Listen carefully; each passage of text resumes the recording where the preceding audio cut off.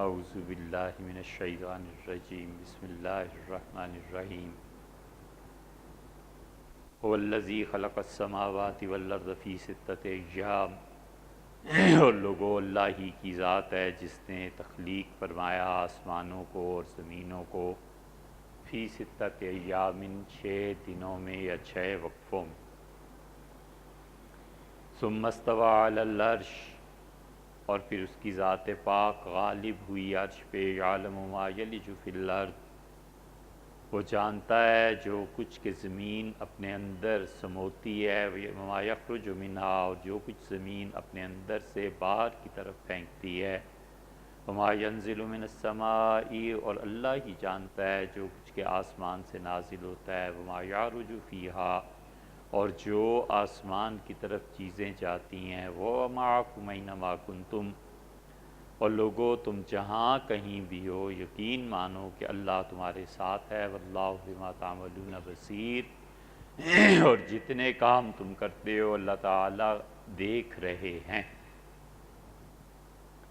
اس پوری آیت کریمہ میں اللہ تعالیٰ نے اپنی قدرت کا اظہار فرمایا اور قدرت کے نمونے بتائے اور علم کا بھی اظہار فرمایا اور اس کے بھی نمونے بتائے کہ دیکھو اس کائنات کا اصل مالک اللہ ہے، اس کائنات میں کوئی حرکت ایسی نہیں ہے جو اس پاک ذات سے چھپی ہوئی ہو، وہ جانتا ہے جو کچھ کہ ہو رہا ہے، زمین کیا نگل رہی ہے اگل رہی ہے، آسمان کی طرف کیا چیز جا رہی ہے، اوپر سے کیا چیز آ رہی ہے، سب کی سب چیزیں اس ذات پاک کے علم میں ہیں۔ وَإِلَى اللَّهِ تُرْجَعُ الْأُمُورُ اور لوگوں سارے کاموں کا منتہا اللہ کی طرف ہے۔ یہ آخری حصہ جو ہے انسان اگر اس کو سمجھ لے تو بہت سے دکھ کم ہو جاتے ہیں اور بہت سی خوشیوں پہ جو اطراحت ہوتی ہے وہ بھی انسان بن کے رہتا ہے۔ اللہ نے کہا کہ ساری چیزیں اللہ کی طرف لوٹتی ہیں، اس کا مطلب یہ ہے کہ غم اور دکھ اور تکلیف جتنی بھی آئے آخر پہ پہنچ کے اللہ ہی کی ذات سہارا دیتی ہے، اور مومن انسان اس کا انتہا اللہ ہی کو جانتا ہے کہ اس اللہ اجر دے گا، دکھ ہے، تکلیف ہے، پریشانی ہے، لیکن اللہ ایسی ذات ہے جس کے فیصلے مجھے گوارا ہیں یا ناگوار ہیں، بہرحال سر جھکانا ہے اور تسلیم کرنا۔ اور مومن کا بہت بڑا سہارا ہے، اتنا بڑا سہارا ہے کہ آدمی کو دکھ اور پریشانی میں اللہ کی ذات تھام لیتی۔ لندن میں سے ایک مرتبہ تو پتہ تھا کہ ٹرین آنی ہے تو جلدی جلدی اترے، ایک گورا تھا وہ بھی بھاگ رہا تھا کہ ٹرین آنی ہے پکڑنی ہے، ہر 1-2 منٹ بعد یہاں اب شاید نظام ایسے ہی چل پڑا ہے، یہاں تو دیکھا نہیں لیکن وہاں بھی یہی نظام ہوگا جو یہاں آیا ہے میٹرو میں۔ اب تو دیکھتے دیکھتے ٹرین سامنے سے ایسے نکل گئی، اس کو کوئی بہت ضروری کام ہوگا، کچھ ہوگا بیچارے کو، تو وہ اتنا غصے میں تھا کہ بار بار مار رہا تھا ٹرین کو۔ ٹرین جب گزر گئی اب کس سے روکنا تھا، تو جا کے پٹری پہ لیٹ گیا اور الفل بکنے لگا۔ تو ہم نے انا للہ و انا الیہ راجعون پڑھا کہ اللہ نے کہا جب بھی کوئی مصیبت آئے تو مومن یہ پڑھتا ہے۔ تو خیال میں آیا کہ دیکھو خدا پر یقین نہ ہونے کا نتیجہ یہ ہے، اور اللہ کی طرف جب آدمی سوچتا ہے کہ بس نصیب میں یہ تھا، اللہ تعالیٰ کو یہی منظور تھا، تو اس کا نتیجہ یہ ہے۔ اس لیے رسول اللہ صلی اللہ علیہ وسلم نے اللہم لک الشکر کلو، اللہ سارا شکر تیرا ہے، تیرا شکریہ ہے، تیری مہربانی، تیری عنایت، وَلَكَ الْحَمْدُ کلو، اور اللہ جتنی بھی تعریفیں زندگی میں کوئی کسی کی بھی کرتا ہے نا، آخر تیرے ہی پاس پہنچتی۔ کوئی کہتا ہے یہ سخی ہے تو دولت جو سخاوت میں خرچ کی جا رہی اللہ ہی دیتا ہے اور کون دیتا ہے۔ کوئی کہتا ہے یہ خوبصورت ہے تو خوبصورتی اللہ ہی نے بنائی ہے اور کون بناتا اور کون کسے دیتا۔ وہ کہتا ہے یہ ہارڈ ورکر ہے، یہ عالم ہے، یہ قاری ہے، یہ فلاں ہے، یہ فلاں ہے، ہر چیز اللہ کی طرف لوٹتی ہے۔ فرمایا اللہم لک الشکر کلو ولک الحمد کلو والیک یرجع الامر کلو، اور اللہ تمام کی تمام فیصلے تیری طرف لوٹتے ہیں۔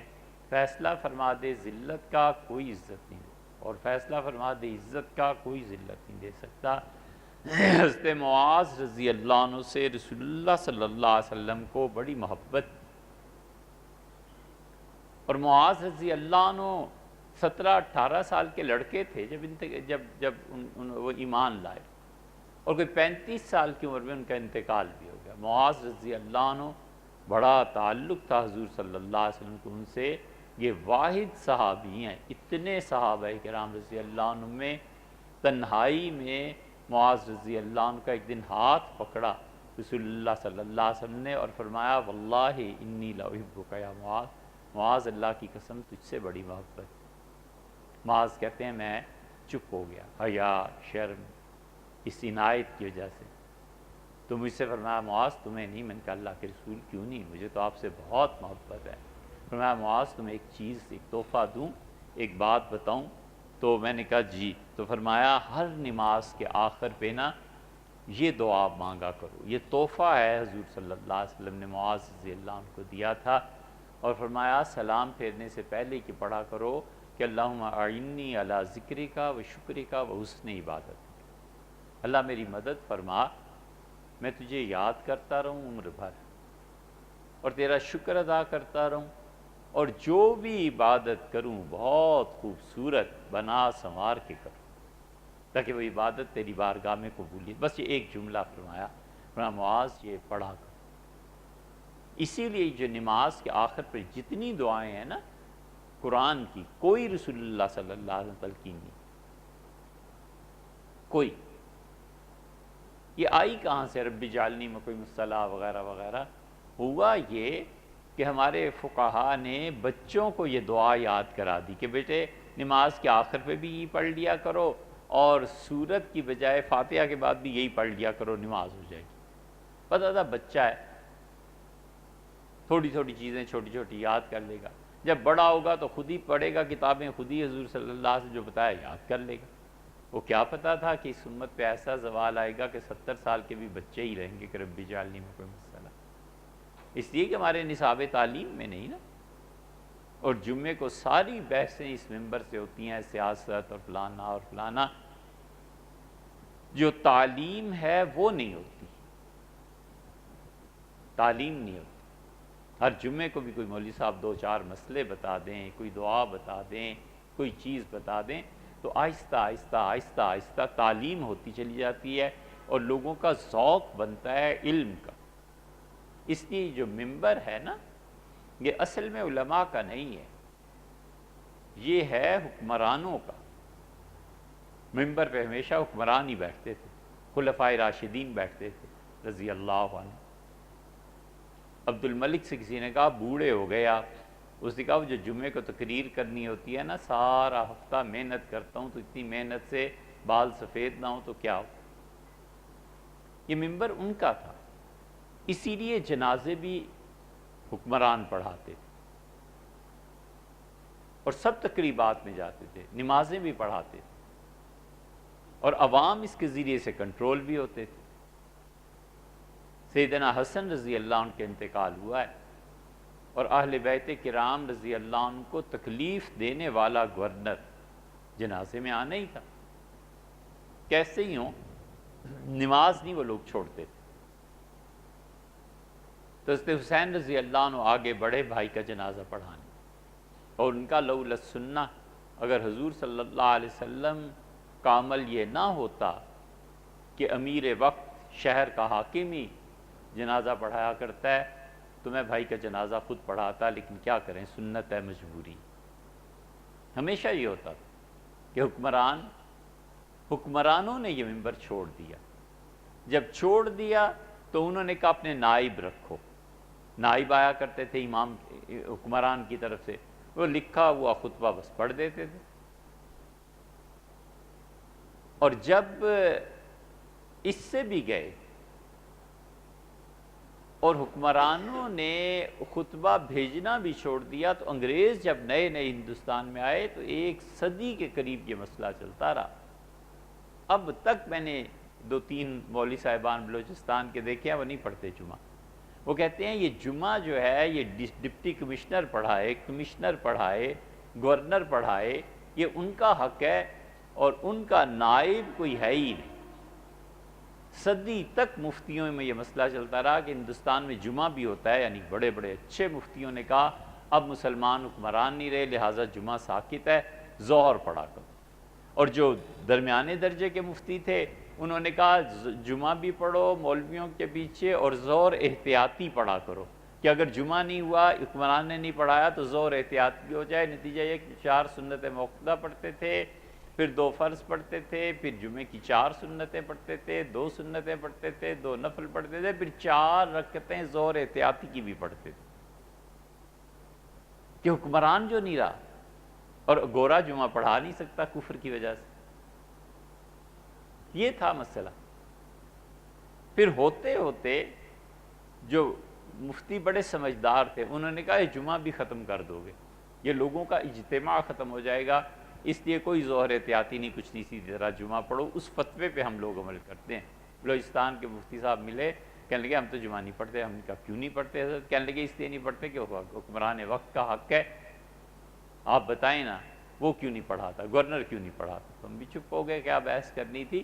اصل میں یہ ان کی جگہ تھی۔ ان کے ہٹ جانے کے بعد سعودیز ہیں، عرب جتنے ہیں، انہوں نے کیا کیا کہ اپنا نائب مقرر کر کے خطبہ اسے دے دیا کہ یہ پڑھ دیا کرو۔ حرمین شریفین میں اب خطبہ اسی طرح ہوتا ہے، لکھا ہوا آتا ہے، امام پڑھ دیتا ہے، وہ سلطان کی طرف سے نائب بن کے پڑھتا ہے، اور ہمارے ہاں اس سے بھی جاتے رہے، اور منبر آزاد ہو گیا۔ جب وہ آزاد ہو گیا تو پھر ہر ایک نے فرقہ واریت کی باتیں جو بھی ہے آپ جانتے ہیں سب کچھ، تو اس لیے جب کوئی کہتے ہیں نا حکمران کی جی فرقہ واریت زیادہ ہوگی، یہ ہو گیا یہ ہو گیا، تب کہتے ہیں قصور آپ کیا، آپ آئیں ممبر پر بیٹھیں، کچھ بیان کریں، بات کریں۔ تو جب آپ نہیں آئیں گے تو پھر فارسی کی مشہور مسئلہ ہے کہ خانہ خالی رہا دیو می کی رت، کہ گھر اگر خالی رہے زیادہ عرصہ تو جنات آ جاتے ہیں، پھر یہی ہونا ہے جو کچھ ہو رہا ہے۔ اس لیے یہ ممبر سے تعلیم دی جاتی تھی۔ سیدنا عمر رضی اللہ عنہ ممبر پر بیٹھ کے جمعے کے دن لوگوں کو التحیات للہ سکھاتے تھے۔ حدیث کی کتابوں میں آیا ہے، بیٹھے اور فرمایا تحیات للہ پڑھو اور مجھ سے سیکھو۔ حضور صلی اللہ علیہ وسلم سے میں نے سیکھا تھا، ایسے ایسے ایسے ایسے پڑھتے تھے۔ یہ تعلیم ہی تو ہے۔ اس لیے یہ جو چیزیں ہیں، یہ ممبر کی طرف سے اگر تعلیم ملنے لگے نا لوگوں کو، رسول اللہ صلی اللہ علیہ وسلم نے کبھی کسی کو قرآن کی کوئی دعا نہیں سکھائی۔ ہمیشہ حضرت بکر رضی اللہ عنہ کہ اللہ کے رسول نماز کے آخر پہ کیا دعا مانگا کرو، آپ نے فرمایا یہ پڑھا کرو، اللہ سے دعا مانگو کہ رب انی ظلمت نفسی ظلما کثیرا فاغفر لی فانہ لا یغفر الذنوب الا انت۔ حضرت معاذ رضی اللہ عنہ کو یہ دعا سکھائی، فرمایا معاذ نماز کے آخر پہ یہ دعا مانگا کرو کہ اللہم اعنی علی ذکری کا و شکری کا و حسن عبادت، اللہ میری مدد پر میں تجھے اچھی طرح یاد کروں، اور اے اللہ شکر تیرا ادا کروں، اے میرے پروردگار میں جو بھی عبادت کروں ایسی خوبصورت اچھی سنوری ہوئی عبادت ہو کہ اللہ آپ اسے قبول فرما لیجئے، مراد اس کی یہ چیز تھی۔ حضرت معاذ رضی اللہ عنہ سے ایسی محبت تھی رسول اللہ صلی اللہ علیہ وسلم کو۔ حضرت معاذ رضی اللہ عنہ بہت بہت بڑی ہستی اور بڑا انسان تھا وہ۔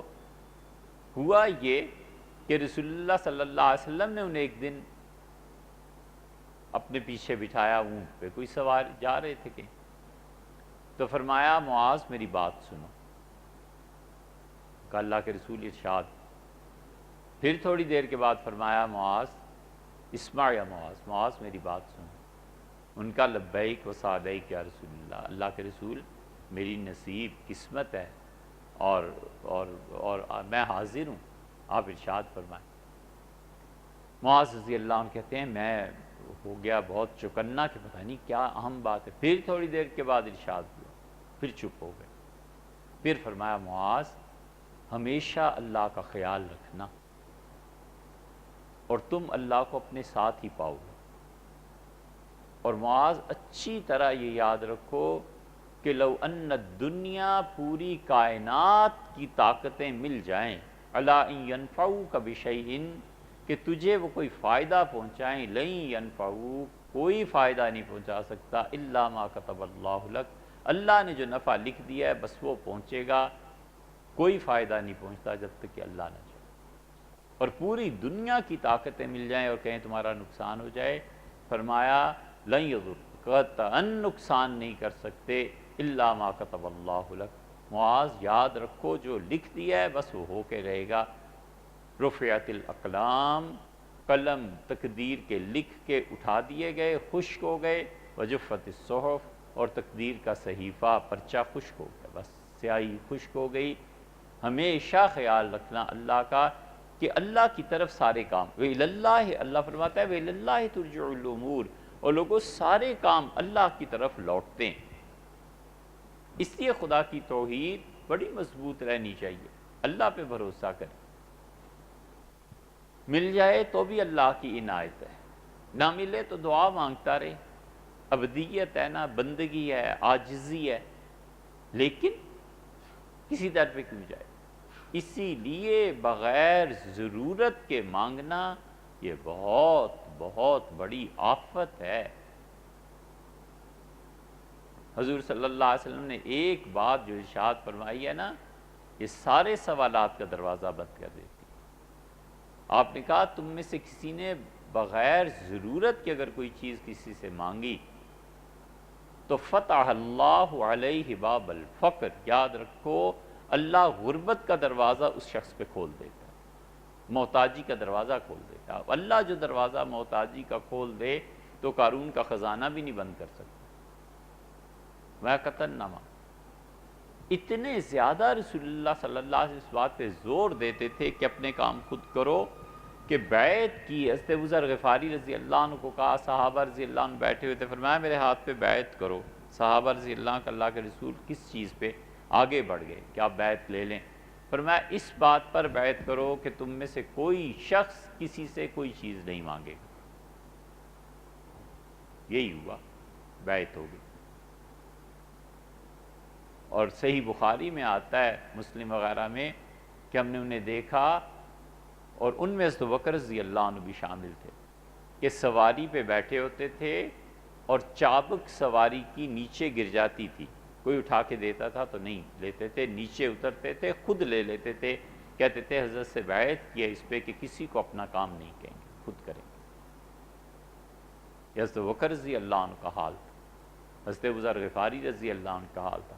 ان میں حکیم ابن حزام رضی اللہ عنہ، وہ کہتے تھے کہ میں نے رسول اللہ صلی اللہ علیہ وسلم سے درخواست کی کہ جب آئندہ آپ کے پاس مال آئے تو مجھے بھی دیجیے گا، تو رسول اللہ صلی اللہ علیہ وسلم نے دیا، غالباً دوسری مرتبہ بھی، تیسری مرتبہ بھی۔ پھر میں نے عرض کیا، حکیم ابن حزام حضرت خدیجہ رضی اللہ عنہ کے پھوپھی زاد بھائی تھے، اور شادی سے پہلے اسی بھائی کو اپنے بلا کے حضرت خدیجہ رضی اللہ عنہ نے کہا کہ یہ میرے تیسرے شوہر ہیں اور میں چاہتی ہوں انہیں کوئی تحفہ دوں، تو آپ مجھے بتائیں میں حضرت محمد صلی اللہ علیہ وسلم کو کیا تحفہ دوں؟ تو انہوں نے کہا پیسے دو، پیسے دے دیے، بازار گئے اور حضرت زید رضی اللہ عنہ کو خرید کے، یہ بچے تھے چھوٹے سے، آ کے پیش کیا اور کہا اپنے شوہر کو یہ تحفہ دینا، ان کے کام کاج کرتا رہے۔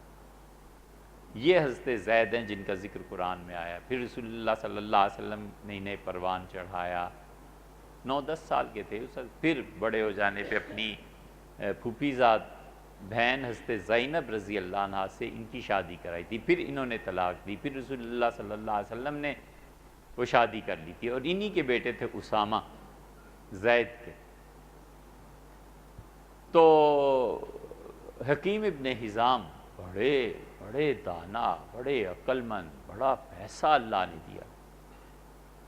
ایک آدمی حضرت عثمان رضی اللہ عنہ کے پاس آیا پیسے مانگنے، عثمان رضی اللہ عنہ امیر المومنین اور ویسے بھی بڑے متمول آدمی تھے، انہوں نے کہا میرے پاس پیسہ کدھر سے، حکیم کے پاس چلے جاؤ۔ حکیم ابن حزام رضی اللہ عنہ کے پاس ہو گئے، نہ حضرت عثمان رضی اللہ عنہ نہیں تھے، کوئی اور تھے بہرحال وہ بھی بڑے امیر، کیونکہ حکیم ابن حزام رضی اللہ عنہ کا انتقال کب ہوا ہے؟ شاید حضرت عمر رضی اللہ عنہ کی خلافت کے آخری حصے میں، بہرحال جب بھی ہوا ہو، لیکن تھے کوئی بڑے امیر صاحب۔ ان کا حکیم کے پاس جاؤ، وہ کہتا ہے میں حکیم ابن حزام رضی اللہ عنہ کے پاس چلا گیا، تو حکیم ابن حزام ساری باتیں سنی اور کہا میرے ساتھ چلو. جاتے جاتے وہ اپنے ساتھ ایک سٹک رکھتے تھے چھڑی، اور اس کے آگے ہک ہوتی تھی. تو جب گزرتے تھے راستوں سے تو کوئی بیکار چیز، کوئی چیز پڑی ہوئی ہے، وہ اس ہک کے ذریعے اونٹ سے اٹھا لیتے تھے اور ایک تھیلا ہوتا تھا اس میں ڈال لیتے. تو کہتا ہے جب گزرے ایک جگہ سے تو ایک کوڑے کا ڈھیر تھا، اس پہ ایک کپڑا تھا، انہوں نے ایسے ہک کو کیا اور کپڑا ڈال لیا. میں نے سوچا کہ یا اللہ، یہ جو گندے کپڑے تک رستوں سے اٹھا لیتا ہے، اس آدمی نے مجھے کیا دینا ہے. گھر پہنچے اور کہا یہ اچھا کپڑا ہے، کسی بے وقوف نے پھینک دیا ہے، تو اس کو دھو دو. نوکروں سے کہا اور اسے رکھو اور کسی غریب کے کام آ جاؤ. یہ وہ بات ہے. اور کہنے لگا اتنا کچھ مجھے دیا کہ میں حیران رہ گیا. انہوں نے کہا ساری ضروریات تمہاری پوری کریں گے. حکیم ابن حزام رضی اللہ عنہ نے حضرت زید رضی اللہ عنہ کو خرید کر پیش کیا. یہ حکیم ابن حزام جب تیسری چوتھی مرتبہ آئے تو رسول اللہ صلی اللہ علیہ وسلم فرمایا حکیم میں تمہیں ایک بات کہوں، دیکھو ان الدنیا خضرۃ، یہ دنیا جو ہے نا بڑی سرسبز ہے، بڑی میٹھی ہے. حکیم، جو شخص ضرورت کے بغیر مانگتا ہے نا، اللہ اس پہ فقر و فاقہ کا دروازہ کھول دیتا ہے. اور میرے ہاتھ پہ بیعت کرو کہ تم کسی سے کچھ نہیں مانگو. میں بیعت کر لی. حکیم ابن حزام رضی اللہ عنہ کا یہ حال تھا کہ سیدنا عمر رضی اللہ عنہ تنخواہ لکھ کے گھر جاتے تھے، کہتے تھے رکھیں یہ آپ کا حصہ ہے، یہ میرے ذمہ واجب. فرماتے تھے نہیں، حضور صلی اللہ علیہ وسلم بس منع فرما دیا تھا، کچھ نہیں لینا آپ سے، حکومت سے کوئی پیسہ ہے، جو تنخواہ بنتی ہے وہ بھی نہیں لینی. تو اس لیے یہ سب چیزیں اللہ کی طرف لوٹتی ہیں. اللہ کہتا ہے یولج اللیل فی النہار. اور لوگوں دیکھو، اللہ کے نام ہم گن رہے تھے بھئی. اللہ تعالیٰ کے ناموں میں پہلا نام سبح للہ میں اللہ تھا، اس کا ذاتی نام. دوسرے عزیز، تیسرے حکیم، چوتھے لہو ملک السماوات والارض، آسمانوں کا اور زمین کا مالک وہ ہے، تو مالک نام ہو گیا. یحیی، وہ پیدا کرتا ہے، یہ پانچواں نام ہو گیا.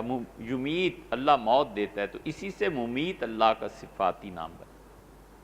6 وَهُوَ عَلَىٰ كُلِّ شَيْءٍ قدیر، قدیر ساتواں نام ہوا اللہ تعالیٰ کا.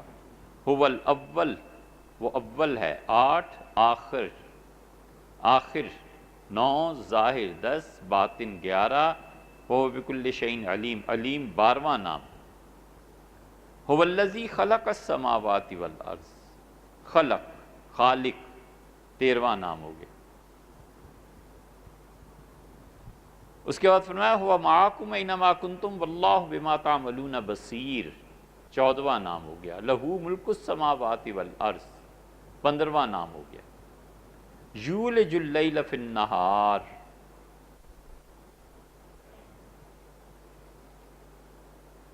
ویولج النہار فی اللیل، وہو علیم بذات الصدور. یہ یولج جو ہے نا، کہ اللہ تعالیٰ دن کو رات میں داخل کرتا ہے اور رات کو دن میں، یہ 16واں نام لکھا ہے اللہ. اور ان 16 ناموں میں سے کہیں نہ کہیں کوئی اسم اعظم. اسی لیے حضرت ارباز بن ساریہ رضی اللہ عنہ کہتے تھے یہ جو آیت ہے نا هو الاول والآخر والظاہر والباطن، رسول اللہ صلی اللہ علیہ وسلم نے فرمایا یہ 1000 آیتوں سے افضل ہے. کس معنی میں؟ ثواب کے معنی، کہ 1000 آیتیں پڑھنے سے جو ثواب ہوتا ہے وہ اس سے ہوتا ہے. کس معنی میں؟ اس معنی میں کہ 1000 آیات آدمی پڑھ لے تو اتنا علم ان میں نہیں جتنا اس ایک آیت کریمہ میں. اسی لیے یہاں پہنچ کے بڑے بڑے مفسرین چپ ہو گئے ہیں. حق تعالی شانہ نے اتنی بڑی بات اس آیت کریمہ میں ارشاد فرمائی. علم، ذہن کی سطح، ادراک، یہ سب چیزیں کام کرتی ہیں نا.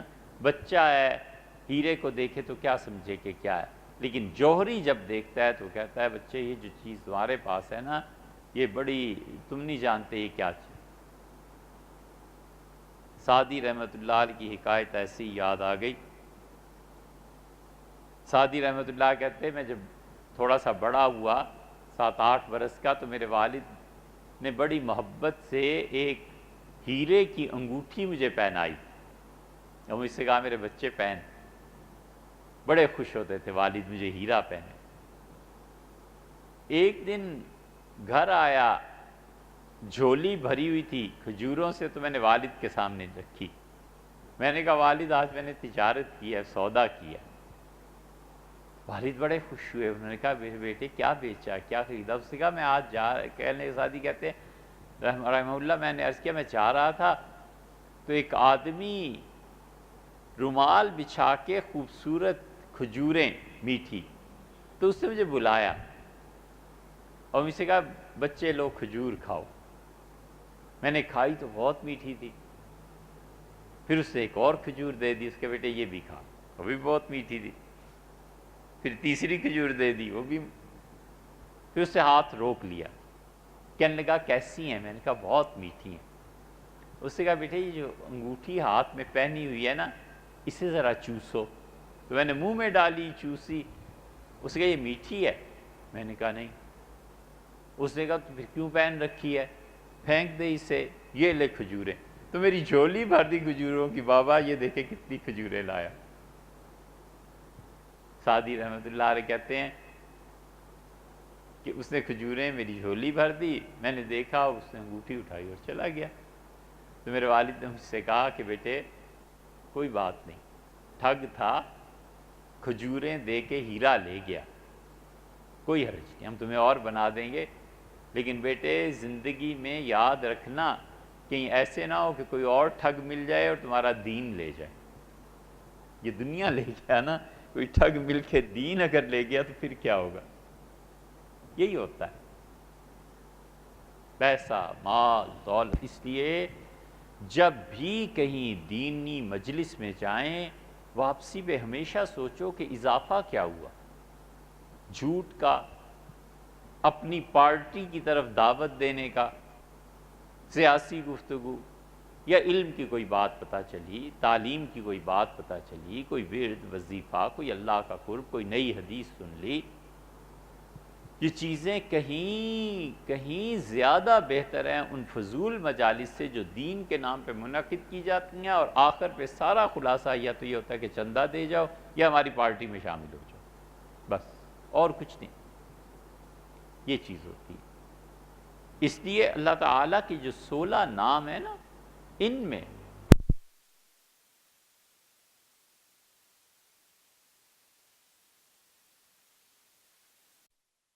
اور آیات سے افضل ہے۔ اسی لیے بعض حضرات نے فرمایا یہ جتنی آیات ہیں نا 6، یہ پہلی 6 آیات یہ انسان کو پڑھتے رہنا چاہیے صبح شام۔ ایک آدمی حضرت عبداللہ ابن عباس رضی اللہ عنہ کے پاس آیا اور بڑا ڈر رہا تھا۔ ابن عباس رضی اللہ عنہ نے کہا کیا ہو گیا؟ اس سے کہا حضرت ایسی واقعہ بتاتے ہوئے شرماتا ہوں، ڈر لگتا ہے۔ انہوں نے کہا کیا؟ پھر ابن عباس رضی اللہ عنہ ہنسے اور کہا یہی نا کہ طبیعت میں آتا ہوگا کہ اللہ نہیں ہے، اللہ کو کس نے بنایا؟ تو اس سے کہا حضرت بات یہی ہے کہ جب عبادت کے لیے کھڑا ہوتا ہوں تو یہ وسوسے گھیر لیتے ہیں کہ اللہ تو ہے نہیں، عبادت کس کی؟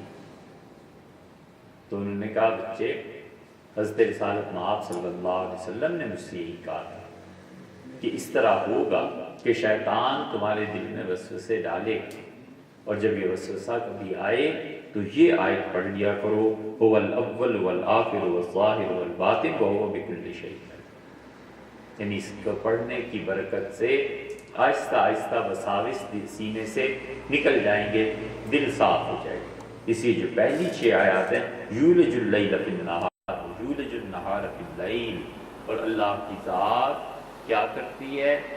وہ رات کو دن میں داخل کر دیتی ہے، تو رات سمٹ جاتی ہے، دن لمبے ہو جاتے ہیں، گرمیوں کا موسم آ جاتا ہے۔ وَيُولِجُ النَّهَارَ فِي اللَّيْلِ، اور اللہ تعالیٰ دن کو رات میں داخل کر دیتے ہیں تو دن سکڑ جاتا ہے سردیوں میں اور رات طویل ہو جاتی ہے۔ وَهُوَ عَلِيمٌ بِذَاتِ الصُّدُورِ، اور یاد رکھو لوگو، اللہ جانتا ہے جو کچھ کہ تمہاری نیتیں ہیں سینوں میں گزرتا ہے۔ دن اور رات کا تذکرہ کیوں فرمایا؟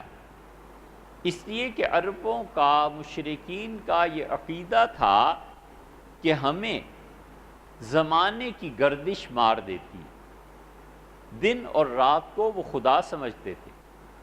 اسی لیے قرآن میں آتا ہے کہ وہ کہتے تھے وَمَا يُهْلِكُنَا إِلَّا الدَّهْرُ إِنْ هِيَ إِلَّا حَيَاتُنَا الدُّنْيَا، یہ ہماری دنیا کی زندگی ہے، نموت ونحیا، ہم زندہ ہیں، کل کو مر جائیں گے۔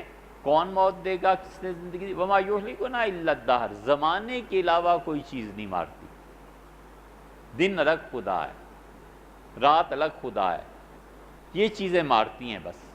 اللہ نے بتایا کہ جو دن اور رات ہے نا، یہ خدا تو کیا ہوتے، ان کا گھٹنا بڑھنا بھی اپنے اختیار میں نہیں ہے، وہ بھی ہم کرتے۔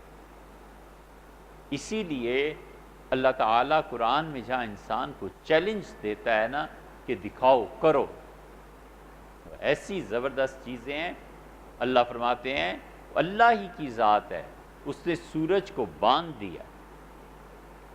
لَلشَّمْسُ يَنبَغِي لَهَا أَن تُدْرِكَ الْقَمَرَ، سورج کی مجال نہیں ہے جو جا کر چاند سے ملے۔ تنابیں کھینچ کے رکھی ہیں۔ سورج کی چال ہمارے قبضے میں، چاند کا چلنا ہمارے قبضے میں۔ سورج کی مجال نہیں ہے کہ چاند سے جا کے ٹکرائے اور ملے، اور جس دن وہ یہ تنابیں کھول دے گا، پھر سورج اور چاند اور ستارے جب ٹکرائیں گے آپس میں، اور اس کائنات میں پھر جو دھماکے ہوں گے، اور جو پھر اس دن اللہ کی قدرت اور بادشاہی ظاہر ہوگی، اسی دن سے تعلق رکھتی ہے۔ اسی لیے اللہ فرماتے کہ ہم نے سورج کو اور چاند کو باندھ دیا ہے، کُلٌّ فی فلک یسبحون، ہر کوئی اپنے اپنے دائرے میں چل رہا ہے۔ یہ سورج، یہ بڑی مشکل حدیث ہے، لیکن ہے صحیح حدیث۔ حضرت رسالت پناہ صلی اللہ علیہ وسلم نے فرمایا یہ سورج تم دیکھتے ہو، یہ کدھر جاتا ہے؟ صحابہ کرام رضی اللہ عنہ کا اللہ کے رسول ہمیں نہیں پتہ۔ آپ نے فرمایا جب یہ طلوع ہوتا ہے تو اللہ سے اجازت لیتا ہے سفر کی، اللہ اسے کہتا ہے کرو سفر، اور پھر یہ ٹھیک زوال کے وقت میں اللہ کے عرش کے نیچے پہنچتا ہے اور سجدہ کرتا ہے، اور اللہ فرماتے ہیں ہم نے تیرا سجدہ قبول کیا، آگے چلا جا، اور سورج آگے جا کے پھر ڈوب جاتا ہے، پھر طلوع ہوتا ہے۔ فرمایا ایک دن ایسا آئے گا قیامت سے پہلے کہ زوال کے وقت اللہ کے عرش کے نیچے سجدہ کرے گا، اور اللہ تعالیٰ فرمائیں گے سجدہ قبول نہیں ہے، لوٹ جا، اور آپ نے فرمایا پھر یہ پلٹے گا اور مغرب سے طلوع ہوگا، اور وہ دن ہے جس دن تمہاری توبہ قبول ہونا ختم ہو جائے گی، ایک مدت تک نہیں ہوگی، پھر اس کے بعد پھر شروع ہو جائے گا اللہ کا نظام۔ سورہ انعام کے آخر پہ اللہ تعالیٰ نے خود بھی یہی ذکر فرمایا کہ سورج جب مغرب سے نکلے گا، انسانوں کے اعمال جب بگڑ جاتے ہیں نا تو نتیجے بھی بگڑ جاتے ہیں۔ آپ غور کریں، حضرت نوح علیہ السلام نے کہا ہے پروردگار اس قوم کو عذاب، اللہ نے کہا اچھا کشتی بنائیے، جہاز بنائیے۔ حضرت نوح علیہ السلام جہاز بنا رہے ہیں، پاس سے سردار گزرتے تھے، کلما مر علیہ، اور جب بھی وہ گزرتے تھے قرآن بتاتا ہے کہ ہنستے تھے، کہتے تھے اس خشکی میں اب جہاز چلاؤ گے، زمین پہ بحری جہاز چلیں گے؟ تو حضرت نوح علیہ السلام کو حکم ہوا کہ انہیں کہو انا نسخر منکم، ہم بھی تمہارا کسی دن مذاق کریں گے تمہارے ساتھ جیسے آج تم ہمارا مذاق اڑا رہے ہو۔ انہوں نے کہا اے رب وہ طوفان آئے گا کب؟ اللہ نے کیا نشانی دی ہے، ہم لوگ نہیں نہ سمجھتے۔ اللہ نے کہا فارت تنور، جس دن وہ فلاں تنور جو ہے نا اس سے پانی نکلنے لگے تو بس سب کو لے کے بیٹھ جانا، تنور سے پانی نکلے گا۔ کیسی حکمت! نوح علیہ السلام گزرے لاکھوں کروڑوں سال، پتہ نہیں کتنے سال ہو گئے ہوں، جب انسانوں کے اعمال خراب ہوں گے تو جہاں آگ ہونی چاہیے تھی وہاں سے پانی نکلے گا۔ الٹا ہو گیا نا معاملہ۔ انسان جب اپنے اعمال الٹے کرتا ہے پھر نتائج بھی الٹے ہی ہوتے ہیں۔ اسی لیے اللہ انسانوں پر زور دیتا ہے کہ تم اپنے اعمال درست رکھو، تم ٹھیک رہو۔ نہیں ٹھیک رہو گے قدرت کا نظام پھر ایسے پلٹے گا۔ تو جب قیامت کا قرب آئے گا، رسول اللہ صلی اللہ علیہ وسلم بدترین اللہ کی مخلوق ہوگی جن پہ قیامت قائم ہوگی۔ آپ نے فرمایا سب سے زیادہ شرارتی اور خدا کے دھتکارے ہوئے ہوں گے جو قیامت کے قریب میں ہوں گے۔ تو جب وہ الٹی حرکتیں کریں گے تو سورج بھی پھر مغرب سے طلوع ہو جائے گا۔ اللہ فرماتے ہیں وہ علیم، رات اور دن یہ ہمارے قبضے میں، وہ علیم بذات الصدور، اور دیکھو علیم بذات الصدور، وہ تمہارے سینوں میں جو وسوسہ گزرتا ہے نا اس سے بھی باخبر ہے۔ اس لیے نیت صاف رکھے۔ ان اللہ لا یہدی کید الخائنین، قرآن کو غور سے پڑھے آدمی اور دیکھے کہ اللہ نے کس چیز کے متعلق کہا ہے کہ میں یہ نہیں کروں گا، اور کس چیز کے متعلق کہا ہے میں کروں، کس چیز کے متعلق کہا ہے یہ چیز ہمیں اچھی لگتی ہے، یہ چیز بری لگتی ہے۔ انجام کار اللہ کی بات پوری ہو کر رہے ہیں۔ اللہ نے کہا ان اللہ لا یضیع اجر المحسنین، لوگو جو بھی نیکی کرتا ہے نا ہم اس کا اجر ضائع نہیں کرتے۔ بس نیکی کرے اور اجر کی توقع اللہ سے رکھے۔ اللہ نے کہا میں نیکی ضائع نہیں کرتا، ایک نہ ایک دن وہ نیکی کام آ جاتی، ایسی نیکی کام آ جاتی ہے کہ بتایا تھا نا موت کو ٹال دیتی ہے، ایسی نیکی کام آ جاتی ہے کہ آدمی کو اس کا اجر وہاں سے پہنچتا ہے جہاں اس کا وہم و گمان نہیں گیا ہو۔ وہ حدیث ہے نا 17 18 19 آدمیوں والی، اس میں آیا ہے رسول اللہ صلی اللہ علیہ وسلم نے میں نے خواب میں دیکھا کہ ہر نبی علیہ السلام کا اپنا اپنا حلقہ ہے۔ ایک لڑکا پھر رہا تھا، وہ جس نبی کے حلقے میں جا کے بیٹھتا تھا ان کے صحابہ رضی اللہ عنہ سے اٹھا دیتے تھے اور کہتے تھے کوئی جگہ نہیں ہے یہاں، چلے جائیے۔ وہ مختلف انبیاء علیہ السلام کے حلقوں میں دیکھتا رہا اسے۔ پھر ایک چیز آئی اور اس نے اس کا ہاتھ پکڑا، اس سے میرے ساتھ بٹھا دیا۔ میں نے کہا جسے کسی نے بھی نہیں رکھا تم میرے ساتھ چھوڑ کے جا رہے، تم کون ہو؟ اس سے کہا میں اس کی نیکی ہوں۔ میں نے پوچھا تم کون سی نیکی ہو؟ تو اس نے کہا یہ ناپاکی سے پاک ہونے کے لیے جو غسل کرتا تھا نا میں وہ چیز۔ اور رسول اللہ صلی اللہ علیہ وسلم میرے پہلو میں بٹھا گئے۔ حالانکہ ناپاکی سے پاک ہونا فطری ایک چیز ہے، کافر و مومن و نہا ہی لیتا ہے آدمی، لیکن اللہ نے اس کو بھی ضائع نہیں ہونے دی۔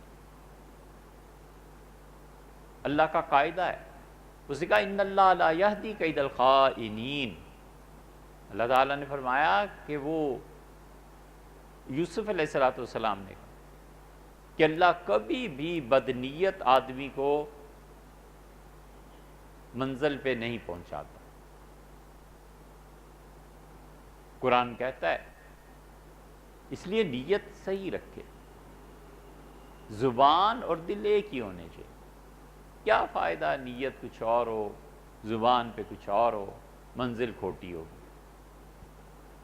اللہ تعالیٰ نے فرمایا وَلَا يَحِيقُ مَكْرُ السَّيِّئِ إِلَّا بِأَهْلِهِ، لوگو جو بھی کسی کے لیے برا سوچے گا ایک دن وہ خود اس برائی کا شکار ہو کے رہے۔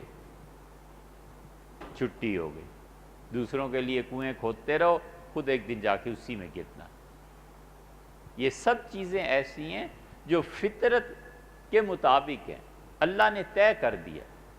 ہر ایک کو پتہ ہے کل سورج طلوع ہونا ہے، اب کیا شبہ ہے کل صبح سورج طلوع ہونے میں؟ بالکل اسی طرح اللہ کے قوانین ہیں۔ اللہ نے کہا جو بھی آدمی بری حرکت کرے گا دوسرے کے لیے خراب سوچے گا اس کنویں میں وہ خود گرے گا۔ پتہ نہیں آپ کو وہ ایک کہانی ہے بچوں کی سنائی کہ نہیں سنائی؟ چلو سنا دیتا ہوں۔ گھوڑا بہت اچھا، مالک بڑا خوش، گھوڑے سے بڑی محبت اسے، وہ روز اس کا خریرہ کرتا، اس کو دانہ ہر چیز کھلاتا، دودھ پلاتا اور سواری کرتا، سب کچھ۔ گھوڑا بڑا تنگ آیا، اس نے کہا میں ایسی محبت سے باز آیا، یہ روز ہی اس مالک کو کچھ نہ کچھ سوجی ہوئی ہوتی، آرام ہی نہیں کرنے دیتا۔ تو ایک دن بیٹھ گیا زمین پہ، مالک نے بڑا اٹھانے کی کوشش کی، وہ نہیں اٹھا۔ تو مالک نے کہا یہ بیمار ہو گیا ہے، ڈاکٹر کو لے آیا۔ ڈاکٹر نے اسے دیکھا اور اسے کہا لگتا ہے بیمار ہو گیا ہے، تو میں اس کا دوا دارو کرتا ہوں۔ گھوڑا جب بیٹھنے لگا تو اسے کیا یہ ترکیب پتہ تھی، مرغے سے بات ہوئی اس کی، تو مرغے نے کہا کہ یہ جو تم تنگ آئے ہوئے نا مالک سے، تو بن جاؤ کہ تم بیمار ہو۔ ڈاکٹر آ گیا، ڈاکٹر نے انجیکشن لگایا اور اس سے کہا کہ اگر 2 دن کے اندر یہ ٹھیک نہ ہوا نا، باہر جا کے کہا کہ 2 دن بس انجیکشن اثر کرے گا، نہیں تو پھر سے گولی مارنی پڑے گی۔ مرغے نے سن لیا اور اندر آیا اور اس نے کہا خبر دوں تمہارے متعلق کیا ہو رہا ہے؟ اس نے کہا بتاؤ۔ اس کا یہ ہو رہا ہے، تو اس لیے یہ نہ کرنا کہ صحت مند ہو جاؤ، بیٹھے رہو، ایسے نہ ہو کہ مالک تمہیں پھر لے کے چل پڑے۔ البتہ جب ڈاکٹر آئے گا نا تو میں باہر پھر رہا ہوں گا تو فوراً آ کے تمہیں اطلاع دوں گا، اور ڈاکٹر جب آئے تو اچھلنے لگنا، ڈاکٹر سمجھے گا کہ ٹیکے کی وجہ سے ہو گیا ہے، اور جب چلا جائے پھر بیٹھ جانا، تو گولی سے بچ جاؤ۔ گھوڑا بڑا خوش ہوا، اس نے کہا ایسی زبردست خبر دی ہے کہ مالک ایسی کی تیسی، سمجھ ہی نہیں سکے گا کہ کیا ہوا، لے دانا جو چگ رہا ہوں تو بھی کچھ کھا لے۔ چنے کی دال اسے بھی کھلا دی۔ ڈاکٹر آ گیا اگلے دن، لمبا قصہ، مختصر یہ وہ بچوں کے لیے ہے قصہ، تو مختصر یہ کہ اس نے آ کے اطلاع دی کہ ڈاکٹر آ گیا ہے۔ مالک آیا اندر، دیکھ کے باہر چلا گیا، گھنٹی ہوئی، ڈاکٹر نے پوچھا، اس نے کہا ڈاکٹر صاحب میں ابھی ہو کے آ رہا ہوں۔ گھوڑا اسی طرح ہے، کچھ نہیں ہو سکتا۔ اس نے کہا میں پستول بھی ساتھ لے آیا ہوں، گھوڑے کا بھی علاج کرنا پڑے گا۔ اس نے آ کے اطلاع دے دی کہ یہ بات ہو رہی ہے۔ وہ جو ہی ڈاکٹر نے ہاتھ رکھا وہ چلنے لگا، چلنے لگا۔ ڈاکٹر نے کہا کمال کرتے ہیں جی، ہمارے انجیکشن کا اثر ہو گیا، دیکھیں کیسا زبردست۔ مالک ایسا خوش ہوا، ایسا خوش ہوا، اس نے ڈاکٹر صاحب کا بیگ رکھ دیا، کہا ڈاکٹر صاحب کمال ہو گیا ہے، میرا گھوڑا مجھے واپس مل گیا ہے، بس بے فکر ہیں۔ اور ساتھ ہی مرغے کو پکڑا اور کہنے لگا ڈاکٹر ذبح کرنا ہے، اس کا سالن پکے گا آپ کو کھلانا۔ وَلَا يَحِيقُ مَكْرُ السَّيِّئُ إِلَّا بِأَهْلِهِ، اللہ نے کہا جو دوسروں کے لیے برائی سوچتا ہے خود اس میں گرفتار ہو جائے۔ یہ ہے مرغا جان سے گیا، یہ ہوتا ہے پھر انسان کے ساتھ۔ اس لیے کبھی بھی اللہ نے جو کہا ہے نا علیم بذات الصدور، وہ دل کے بھید سے باخبر ہے کہ انسان کیا سوچتا ہے، کیا ظاہر کرتا ہے، کیا چیزیں ہوتی۔ یہ انٹیلیجنس ایجنسیز، یہ لوگ جو مارے جاتے ہیں نا، اور جو ان کی تباہیاں پھرتی ہیں اور ان کی اولادیں برباد ہو جاتی ہیں، وجہ اس کی یہ ہے کہ بڑے بظاہر بھولے بھالے مسکین بالکل شریف، اور اندر جا کر وہ رپورٹ دیں گے جو کسی کے وہم و گمان میں بھی نہیں، کسی نے کچھ کیا ہی نہیں، محض اپنے افسر کی نظر میں نمبر بنانے کے لیے جھوٹ جو مرضی لکھ کے بھیج دیں۔ افسر نے کون سا زیادہ کوئی تحقیقات، پھر اس پہ بنیاد بن جاتی ہے، پھر فائل چل پڑتی ہے، پھر کئی سال کے بعد پتہ چلتا ہے کہ سب کچھ جھوٹ ہے۔ وہ اپنی عاقبت برباد کر لیتا ہے، دنیا برباد کر لیتا ہے۔ اللہ تو جانتا ہے نا۔ کئی بار ہم سوچتے ہیں کہ جو لوگ تنگ کرتے ہیں، مثلا فون، خام خواہ کالز، خام خواہ لوگوں کو تنگ کرنا، گھنٹیاں بجانا، پتہ نہیں چلتا ہے کون، لیکن اس کا پروردگار تو جانتا ہے کہ کون۔ مظلوم آدمی کا رب تو جانتا ہے کہ کون کس پہ ظلم کر رہا ہے۔ کبھی بھی ان چکروں میں نہ پڑ۔ اللہ کہتا ہے ہم سینوں کے بھید سے واقف ہیں۔ کوئی چیز، وہ کل بات ہوئی تھی نا، وَاعْلَمُوا أَنَّ اللَّهَ يَحُولُ بَيْنَ الْمَرْءِ وَقَلْبِهِ، لوگو یاد رکھو اللہ انسان کے ارادے کے درمیان اور انسان کے درمیان آ جاتا ہے، ارادہ نہیں پورا کرنے دیتا۔ اللہ کی ذات پہلے ہوا معاکم، تم جہاں کہیں بھی۔ اس ساری تمہید کے بعد یہ سیدنا عمر رضی اللہ عنہ نے سنا تھا، اس تمہید کے بعد اگلی آئے آمنو باللہ ورسولہ، ایمان لاؤ اللہ پر، اس کے رسول پہ، وانفقوا، اور خرچ کرو مال کو اللہ کی راہ میں، مما جعلکم، جو کچھ اللہ نے تمہیں دیا ہے، مستخلفین فیہ، اللہ نے تمہیں اپنا نائب بنا کر بھیجا۔ فالذین آمنوا منکم، اور تم میں سے جو لوگ بھی ایمان لائے، وانفقوا، اور اللہ کی راہ میں خرچ کیا، لہم اجر کبیر، بڑا اجر ہم نے رکھا ہوا ہے، بہت نوازیں گے، مہربانی فرمائیں گے، عنایات فرمائیں۔ وما لکم لا تؤمنون باللہ، کیا ہو گیا ہے تمہیں، کیوں اللہ پر یقین نہیں رکھتے؟ والرسول یدعوکم، اور رسول اللہ صلی اللہ علیہ وسلم بار بار تمہیں دعوت دیتے ہیں، لتؤمنوا بربکم، تاکہ تم اپنے پروردگار پہ ایمان لاؤ، وقد اخذ میثاقکم ان کنتم مؤمنین، اگر تم ایمان والے ہو تو تم سے تو اس سے پہلے وعدہ لیا جا چکا ہے، پکا وعدہ لیا جا چکا ہے کہ تم مجھے مانو۔ سیدنا عمر رضی اللہ عنہ واحد آدمی ہیں جو رسول اللہ صلی اللہ علیہ وسلم کے قتل کے لیے تلوار لے کر گھر سے نکلے۔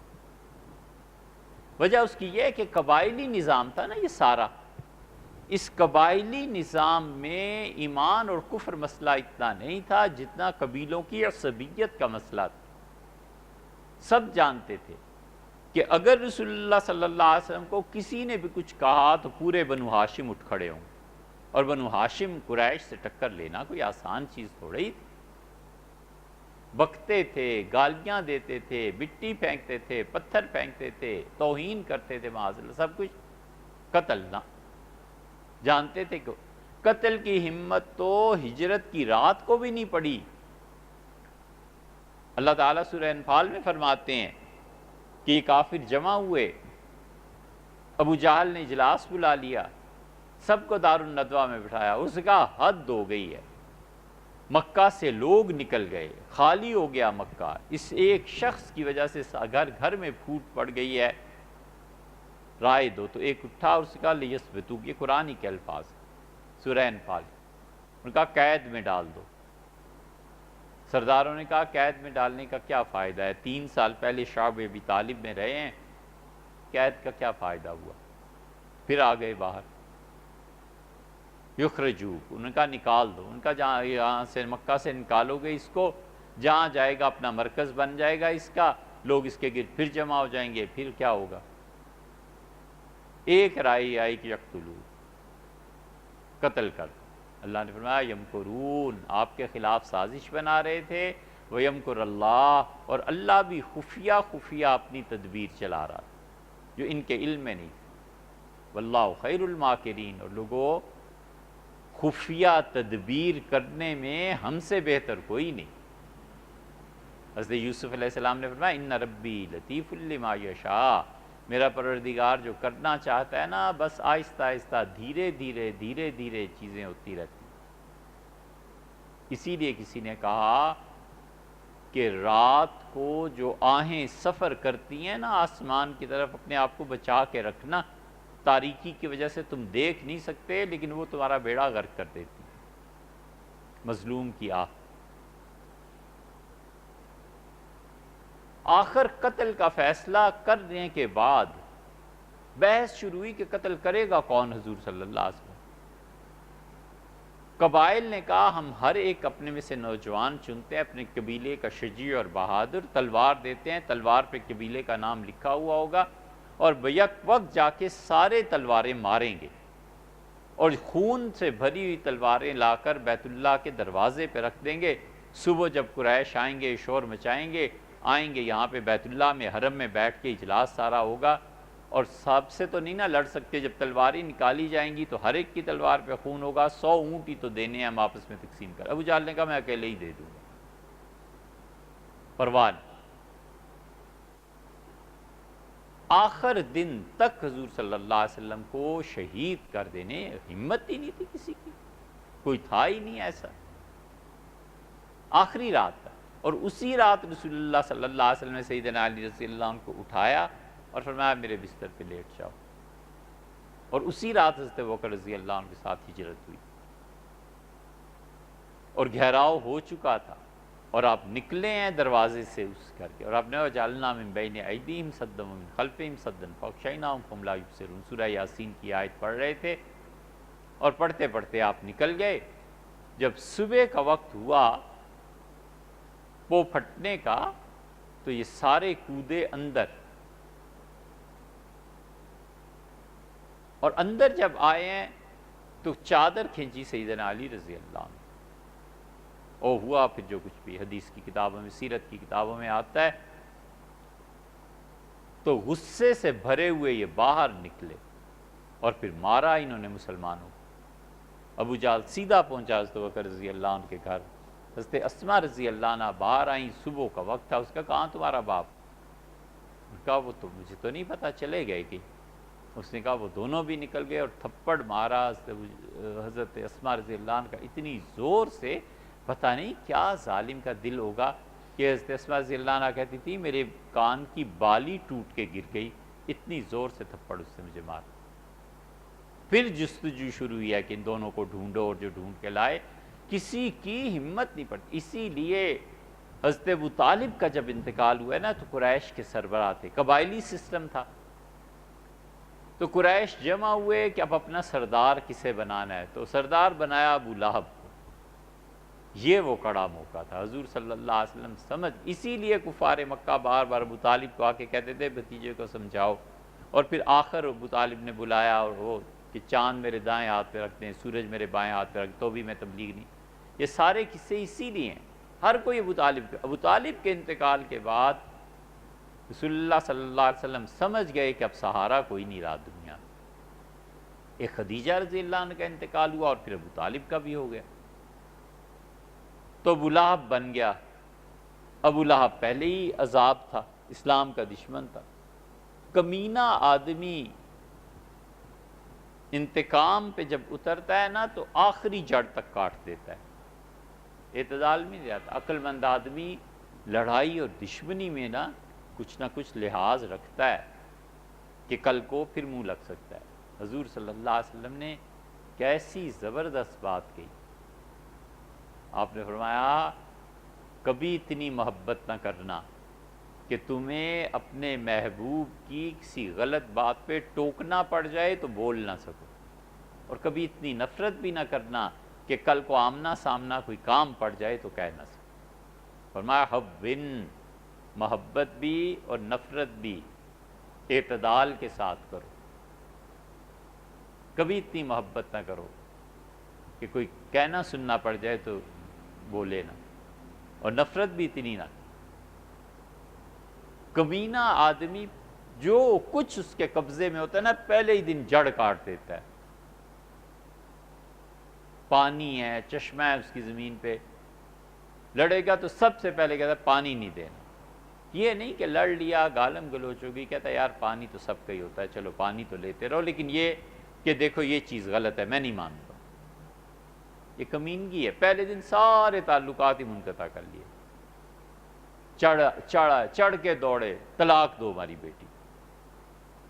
یہ لڑائی ہے، جھگڑا ہے یار، کوئی درمیان کی راہ صورت نکل سکتی ہے، کوئی اعتدال سے سوچا بھی جا سکتا ہے، بیٹھ کے بات کی جا سکتی ہے۔ پہلا طلاق ابھی نکال، ہم اپنی بیٹی کو ابھی لے جا رہے ہیں، یہ ہوتی ہے بری بات۔ یہاں حدیثیں نہیں یاد آتی کہ حضور صلی اللہ علیہ وسلم نے فرمایا محبت اور نفرت دونوں میں اعتدال پہ رہنا،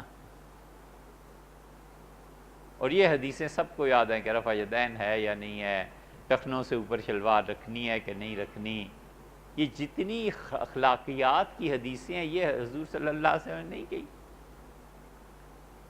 اس لیے ابو لہب اب رسول اللہ صلی اللہ علیہ وسلم سمجھ گئے کہ اس قبائلی نظام میں اب کوئی نہیں، بڑی دانائی اور حکمت کے ساتھ طائف چلے گئے کہ دیکھتے ہیں طائف میں کیا صورتحال ہے، وہاں چلا جاتا۔ طائف سے واپسی پہ پھر مکہ والوں نے دروازے بند کر لیے، ہوا جو کچھ کے ہوا۔ اس سارے قبائلی نظام میں کوئی شخص ایسا ہمت کری، ایک اکیلے سیدنا عمر رضی اللہ عنہ تھے، اتنے جری اور بہادر کہ گھر سے نکلے اور تلوار ننگی لوڈڈ پسٹل لے کے کوئی جا رہا ہو تو محلے والے پوچھتے ہیں نا، یار کہاں جا رہے ہو، کیا ہو گیا ہے؟ ڈرتے ہیں کہ پتہ نہیں خدا نہ خواستہ۔ اسی لیے حضور صلی اللہ علیہ وسلم نے فرمایا جو تلوار کو نیام سے نکال کر لوگوں میں آئے وہ ہم میں سے نہیں ہے، لیسا منا، فرمایا میری امت میں سے ہی نہیں ہے۔ تلوار کو نیام میں رکھو، نکالنے کا مطلب یہ ہے کہ کسی کو قتل کرنا ہے، مارنا ہے۔ تو لوگ سہم گئے کہ عمر نے تلوار کھینچ، ایک نے ہمت کر کے پوچھ لیا، غالباً حضرت نعیم رضی اللہ عنہ نے پوچھا تھا کہ کدھر جا رہے ہیں، ان کا قتل کرنے، ان کا اپنے گھر کی بھی خبر لے لو، فاطمہ کا کیا ہوا، تمہاری بہن کا۔ فاطمہ رضی اللہ عنہ اہلیہ تھیں عشرہ مبشرہ میں جو ہیں حضرت سعید رضی اللہ عنہ ان کی، حضرت سعید ابن زید رضی اللہ عنہ کی اہلیہ تھیں، اور سعید رضی اللہ عنہ بہنوئی تھے حضرت عمر رضی اللہ عنہ کے۔ بعد میں ان کی بہن فاطمہ سعید کی، وہ حضرت عمر رضی اللہ عنہ سے رشتہ ان کا ہو گیا۔ وہ اتنی نماز پڑھتی تھی، اللہ کی بندی کو نماز سے عشق تھا۔ جب نکاح کا پیغام حضرت عمر رضی اللہ عنہ نے دیا، اس وقت حضرت عمر رضی اللہ عنہ کے لیے کون سوچ سکتا تھا کہ یہ کل کے امیر المومنین ہے؟ تو اس نے کہا اس شرط پہ نکاح کرتی ہوں کہ آپ میں غیرت بہت زیادہ ہے، آپ مجھے مسجد نبوی میں نماز پڑھنے سے نہیں روکیں گے۔ سیدنا عمر رضی اللہ عنہ مان گئے۔ جب خلافت آئی اپنی تو ان کا ارادہ ہوا، انہوں نے کیا، انہوں نے عورتوں کو کہا کہ تمہاری سب سے اچھی نماز تمہارے گھر کی نماز ہے، اور عمر ضمانت دیتا ہے کہ تم گھر پہ رہو، اپنی اولاد کی تربیت کرو، تمہارے بچے کو تمہاری ضرورت پیش آ سکتی ہے، اس مسجد میں نہ آنا، گھر میں پڑھو نماز، زیادہ خدا ثواب دے گا اس مسجد سے، مسجد نبوی سے، کیونکہ بچے کو تو کسی بھی وقت ماں کی ضرورت پیش آ سکتی۔ سیدنا عمر رضی اللہ عنہ نے پابندی لگائی۔ لوگوں نے کہا امیر المومنین پابندی لگاتے ہیں اور آپ کی بیوی فاطمہ خود مسجد نبوی جا کے نماز پڑھتی ہے۔ حضرت عمر رضی اللہ عنہ وعدہ کر چکے تھے، تو انہوں نے کیا کرنا شروع کیا کہ جہاں سے فاطمہ جس گیٹ سے داخل ہوتی وہاں کرسی بچھا لیتے تھے اور اسے غور سے دیکھتے تھے، غصے کی نظر سے۔ 2-3 دن تو یہ بات چلی، آخر وہ رک گئیں اور انہوں نے کہا آپ نے مجھ سے نکاح اس شرط پہ کیا تھا، تو یہ جو آپ بیٹھ کے مجھے گھورتے ہیں اور غور سے غصے سے دیکھتے ہیں، یہ مت کریں، میری طبیعت پہ اثر پڑتا ہے، نماز میری خراب ہوتی ہے، اٹھیں۔ سیدنا عمر رضی اللہ عنہ کچھ نہیں کر سکتے، تو وعدہ تھا، اس کو نماز سے اتنا تعلق۔ اللہ جانے ایسی مائیں کہاں گئیں۔ سیدنا عمر رضی اللہ عنہ گئے بہن کے گھر، اور وہ انہیں قرآن پڑھا رہے تھے حضرت خباب رضی اللہ عنہ، خباب بن الارض۔ انہوں نے آواز سن لی اور انہوں نے جلدی سے صحیفہ چھپایا۔ حضرت عمر رضی اللہ عنہ کی آواز جو ہی ادھر پہنچی اور وہ چھپ گئے اس گھر میں۔ حضرت عمر رضی اللہ عنہ سن چکے تھے کچھ نہ کچھ، انہوں نے کہا نکالو اس کو، وہ کہاں ہے اور کیا صورت۔ اور سیدنا عمر رضی اللہ عنہ نے مارا، بہنوئی کو مارا، اس کا خون بہنے لگا، پھر بہن کو مارا، پھر ان کی سب کو مارا۔ کہا ہمارے گھر میں یہ چیز ہو رہی ہے۔ تو بہن نے کہا عمر آخر تم چاہتے کیا ہو، کیا کرنا ہے؟ علامہ اقبال کہتے ہیں اسی پہ، نمیدانی کہ سوزے فاطمہ، تم نہیں جانتے کہ فاطمہ کی آواز نے اور اس کے قرآن پڑھنے نے دیگرگوں کر تقدیر عمر، عمر کی تقدیر بدل دی اس بچی کے قرآن، اس کے پڑھنے۔ کہ چاہتے کیا ہو؟ تو عمر رضی اللہ کا یہ کیا ہے؟ اس کا عمر سنو تو صحیح۔ کہا اچھا سناؤ۔ ان کا نہ آ کیا ہو؟ عمر رضی اللہ عنہ نے غسل کیا، آئے، یہ آیات پڑھی تھی، سبح للہ ما فی السماوات والارض وہو العزیز الحکیم لہو ملک السماوات والارض۔ یہ ساری آیتیں پڑھنے کے بعد جب وہ یہاں پہنچی اور ان کا آمنو باللہ ورسول، ایمان لاؤ اللہ اور اس کے رسول صلی اللہ علیہ وسلم پہ، عمر رضی اللہ عنہ پگھل گئے. اتنا زوردار ہے یہ کلام، اس کی آیات، اس میں اتنا زور ہے کہ آدمی غور کرے، دماغ اجازت نہیں دیتا اور دل پھٹ جائے کسی دن. اللہ نے اتنی طاقت سے اس چیز کو، آمنو باللہ ورسول، ایمان لاؤ اللہ پہ اور اس کے رسول پہ. عمر رضی اللہ عنہ چپ کر کے اٹھے اس آیت کو سننے کے بعد اور رسول اللہ صلی اللہ علیہ وسلم کے پاس چلے گئے. مسلمانوں نے دیکھا کہ عمر آ رہا ہے، کہا اللہ کے رسول عمر آ رہا ہے. رسول اللہ صلی اللہ علیہ وسلم آنے دو. کہا اللہ کے رسول اس شخص سے کوئی خیر کی توقع نہیں کی جا سکتی. حضرت حمزہ رضی اللہ عنہ مسلمان ہو چکے تھے، انہوں نے کہا آنے دو، میں جو ہوں مقابلہ کرنا ہے نا، کوئی پرواہ نہیں. حضرت عمر رضی اللہ عنہ آئے، تلوار نیام میں تھی، اور رسول اللہ صلی اللہ علیہ وسلم نے ان کے بیٹھنے سے پہلے ان کی قمیص کا دامن پکڑ لیا اور کھینچا، اور میں عمر کب ایمان لاؤ گے، کب وہ دن آئے گا جب تم بھی صحیح راہ پہ آؤ. ان کا اللہ کے رسول میں مسلمان ہونے آئے. یہ ہے وہ آیت. اللہ کہتا ہے آمنو باللہ ورسول، ایمان لاؤ لوگو اللہ پہ اور اس کے رسول صلی اللہ علیہ وسلم پہ.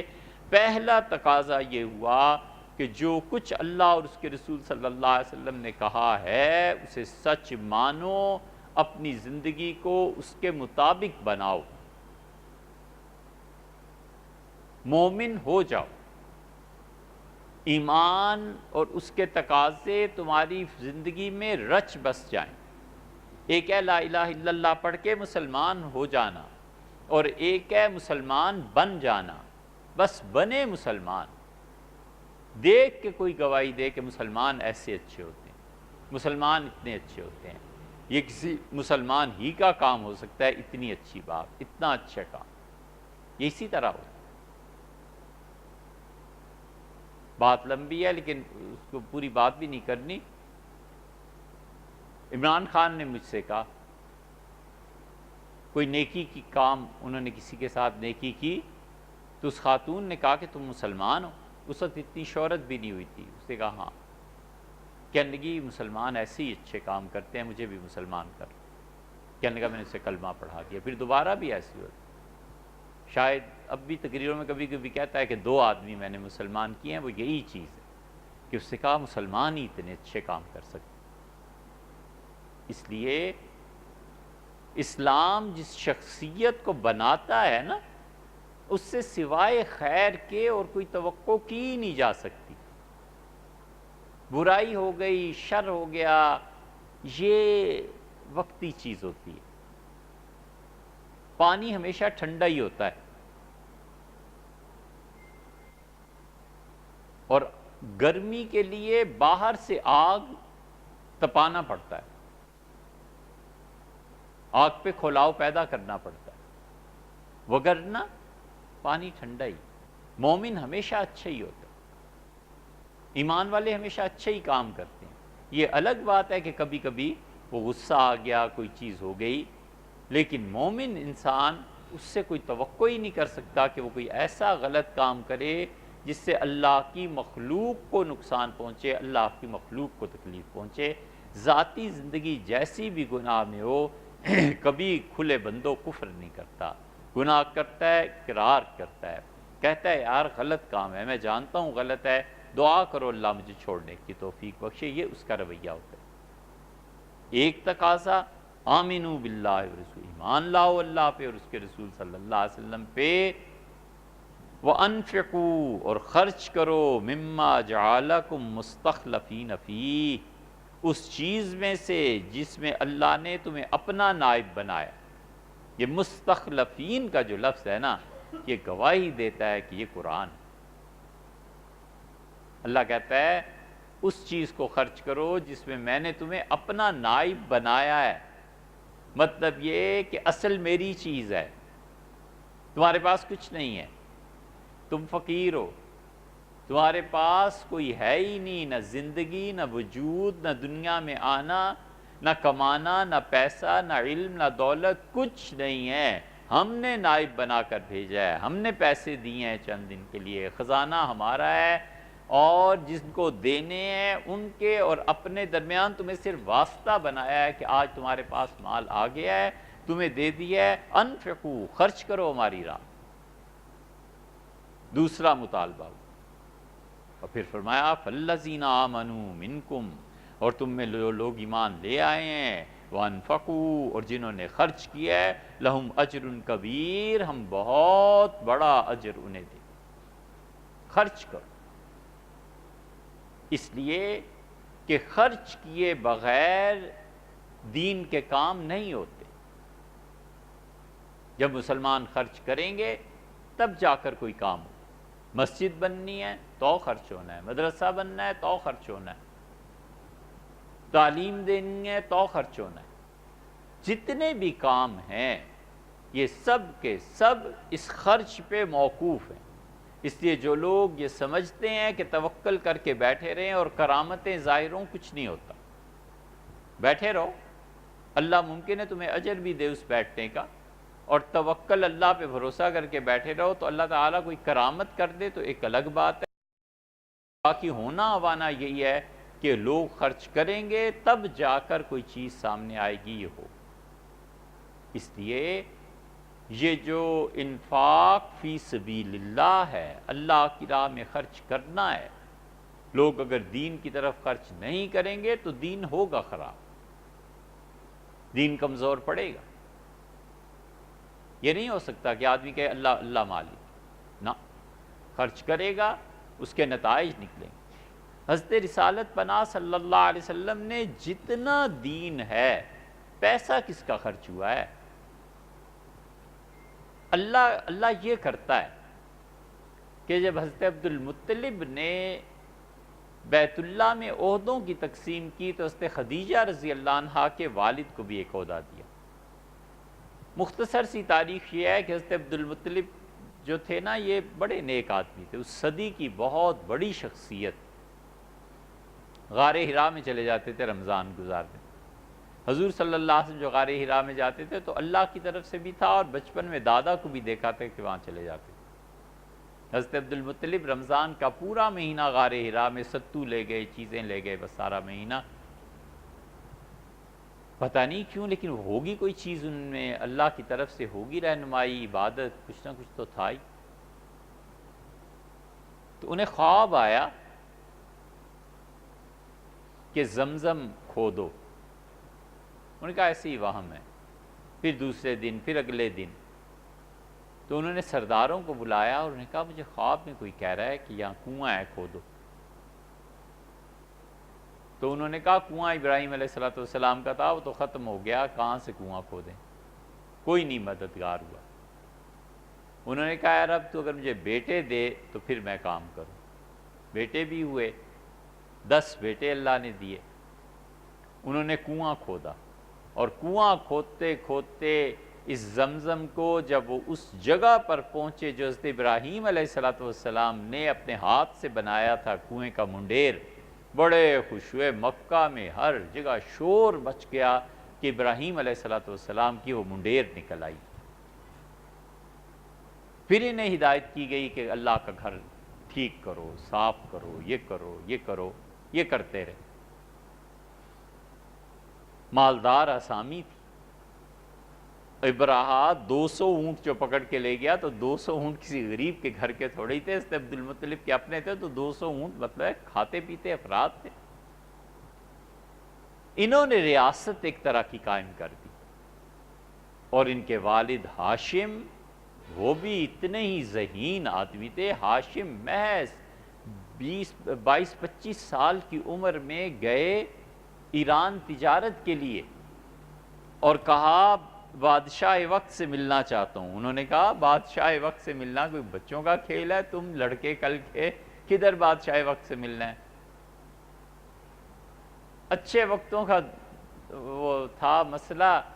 بادشاہ کے محل کے قریب لے جا کر ایک چولہا بنا لیا اینٹوں سے، اور حضرت ہاشم جو تھے وہ ہنڈیاں پکاتے رہتے تھے، روٹیاں پکاتے رہتے تھے۔ کوئی اور بھی مددگار تھا، جو گزرتا تھا اسے مفت کھانا کھلاتے، جو گزرتا تھا اسے مفت کھانا کھلاتے۔ شہر میں دھوم مچ گئی کہ کوئی لڑکا ہے مفت کھانا کھلاتا ہے۔ بادشاہ کے محل کے قریب تھے، بادشاہ کو بھی خبر ہوگی، اس کا بلاؤ، اس کا بڑے سخی ہو، ہمارے محل کے سامنے بیٹھ کے لوگوں کو مفت کھانے کھلاتے ہو۔ انہوں نے کہا یہ ہماری عادت ہے، آپ کو پتہ ہے میں خدا کے گھر کا محافظ ہوں، پھر بیت اللہ کے متعلق بیان کیا، بادشاہ متاثر ہوا، اس نے کہا کیا چاہتے ہو؟ ان کا میں چاہتا یہ ہوں کہ مکہ کی منڈیوں میں آپ کے قافلے آتے ہیں تجارت کے لیے تو ہم ٹیکس لگاتے ہیں، وہ تو برقرار رہے، اور ہم چونکہ نیکیوں کے کام کرتے ہیں، مفت کھانے کھلاتے ہیں سب کچھ، تو ہماری تجارت کے قافلے جب آپ کے ہاں آئیں تو آپ ٹیکس نہ لگایا کریں۔ اس نے کہا ٹھیک کرتے ہو، اللہ کی راہ میں خرچ کرتے ہو، ٹھیک کرتے ہو۔ اس نے سائن کر دیے، معاہدہ ہو گیا۔ ہاشم اس معاہدے کو لے کے عیسائیوں کے روم کے بادشاہ کے پاس چلے گئے اور اسے بھی یہی کچھ کہا، اس نے بھی معاہدہ کر دیا۔ تو ہاشم دونوں ایران اور روم کی سلطنت کے قافلے آتے تھے، ان سے ٹیکس وصول کر لیتے تھے، اپنے قافلے لے جاتے تھے، چھٹی، کچھ بھی نہیں۔ یہ اتنے بڑے دماغ تھے۔ اس لیے عبد المطلب نے تقسیم کی ریاست کی۔ انہوں نے کہا اچھا بھئی پانی کون پلائے گا حاجیوں کو؟ سکھایا، اپنے بیٹے عباس کو دیا کہ عباس تم پلاؤ گے۔ تجارت کون کرے گا؟ حضور صلی اللہ علیہ وسلم کے والد عبداللہ کو بلا، فرمایا عبداللہ تجارت میں تم ساتھ رہو گے۔ فیصلے مکہ کے کون کرے گا؟ یہ میرا بیٹا فلاں فلاں فلاں۔ ریاست تقسیم ہو گئی۔ حضرت خدیجہ رضی اللہ عنہا کے جو والد تھے، بڑے سردار تھے، ان کو عہدہ دیا کہ بیت اللہ میں جتنے بھی نظر و نیاز آتی ہے، جتنے بھی لوگ آ کے جو کچھ چڑھاتے ہیں، تم نہایت ایماندار آدمی ہو، یہ سارا رکھو اور 1/4 تم لے لیا کرو، چوتھائی، چوتھ۔ سکھوں نے اپنے زمانے میں یہ قانون رکھا تھا، ظلم کر کے چوتھ وصول کر لیتے تھے، چوتھائی حصہ 25%۔ اب تو خویلد نے یہ کیا، اور خویلد ہمیشہ سونا چاندی جو چیز آیا 1/4 حصہ گھر لے گئے۔ کافروں نے اللہ کی جو نظر پیش کی ہوگی وہ تھی تو اخلاص سے نا، توحید نہیں تھی، کچھ جانتے نہیں تھے، لیکن مخلص تو تھے کہ اللہ تیرے لیے پیسے لے کے آئے۔ حضرت عبد المطلب نے جب کھودا ہے زمزم تو سونے کا ہرن نکلا۔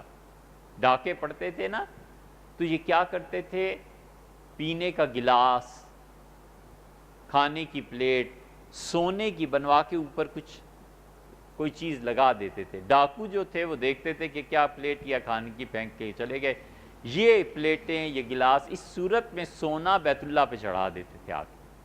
اب تک اس صدی کے ابراہیم علیہ السلام کے دور کے بعض برتن بیت اللہ میں پڑے ہوئے۔